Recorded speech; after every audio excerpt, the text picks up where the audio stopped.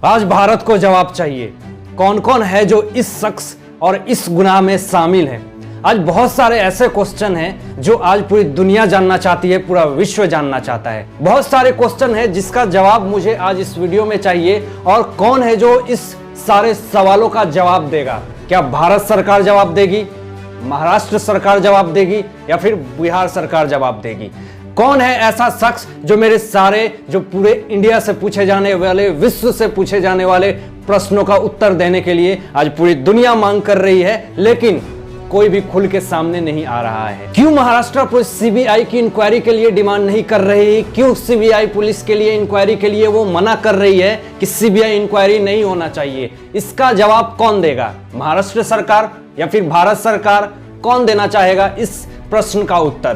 क्यों बिहार की पुलिस जब मुंबई जाती है तो उसको धक्के मार करके मीडिया से, जर्नलिस्ट से नहीं मिलने दिया जाता है, और उसको धक्के मार करके जैसे कोई मुजरिम हो उस तरह से उसे पुलिस वैन में बैठा दिया जाता है, उसे कचरे की डब्बे की तरह बोला जाता है भगाओ, और जर्नलिस्ट को इस तरह से बेइज्जती कर करके वहां से भगाया जाता है? कि क्यों ठरकी बुड्ढा महेश भट्ट को अभी तक कोई कार्रवाई नहीं हुई है? वो खुलेआम मुंबई की सड़कों पे घूम रहा है, उसके साथ कोई ऐसी दुर्व्यवहार नहीं हुई है। पूरी जनता और पूरी मीडिया जान रही है कि ये इंसान गलत है, लेकिन फिर भी उसके साथ कोई मिसबिहेव नहीं हो रहा है, उसके साथ कोई कानूनन कार्रवाई नहीं हो रही है।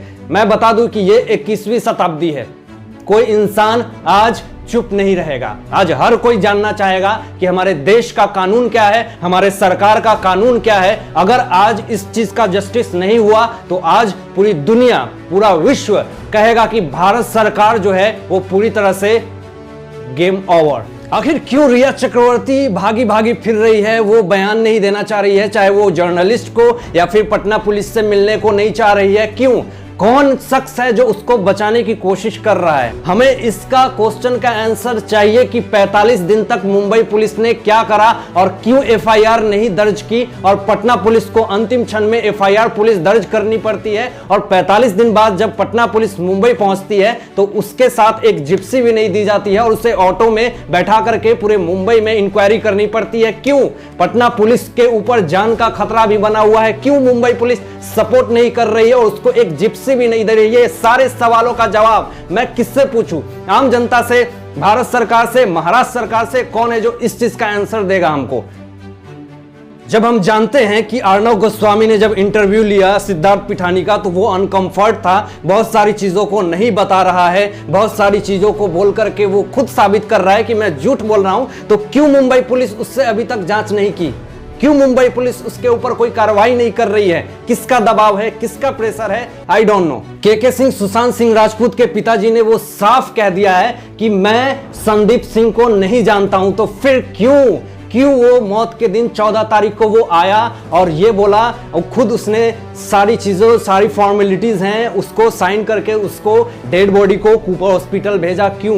जब उसकी फैमिली उसको नहीं जानती थी तो फिर वो वहां कर क्या रहा था? ये सारे चीजों का सवाल का कौन जवाब देगा? कोई है? भारत सरकार या फिर महाराष्ट्र सरकार? कौन है जो इस सवाल का जवाब देगा? सुब्रमण्यम स्वामी जी ने ईडी जांच के लिए अप्लाई किया है, अभी तक ईडी जांच नहीं हो पा रही है। रिया चक्रवर्ती की फाइनेंशियल डिपार्टमेंट की जांच नहीं हो पा रही है। पूरी बॉलीवुड में जितने सारे लोग हैं खुल के सामने नहीं आ रहे हैं। आखिर किनका भय है इन सब लोगों को?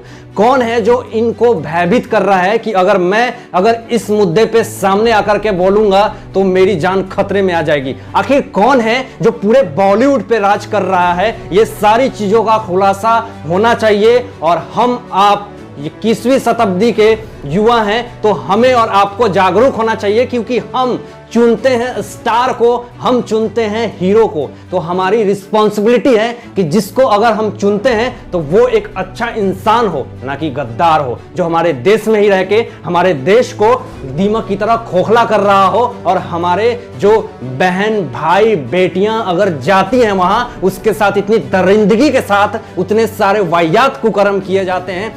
तो आज जरूरत है ऐसे लोगों को सजा दिलवाने की और ऐसे लोगों को सड़क पे लाने की। सीबीआई जांच हो ना हो, गवर्नमेंट सरकार सजा दे ना दे, इस सिस्टम पे बहुत देर, जब इतना हाई लेवल का केस, जब 45 दिन में एफआईआर नहीं हुआ, तो मेरा तो सिस्टम पर से फाइनली विश्वास तो थोड़ा उठ गया है।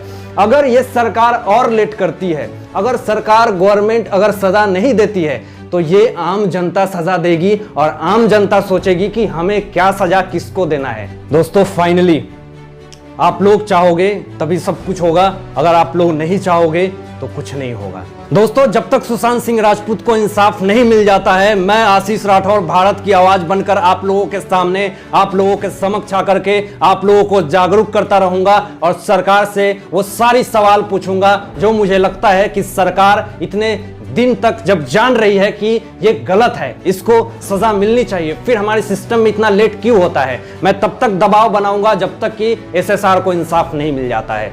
मैं आशीष राठौर विदा लेता हूं, फिर एक नए सोच के साथ, नए समय के साथ आपके समक्ष उपस्थित रहूंगा। तब तक दीजिए इजाजत, आपका जीवन सफल हो, मंगल हो, अपना ध्यान रखिएगा, ख्याल रखिएगा। Thanks for watching my videos.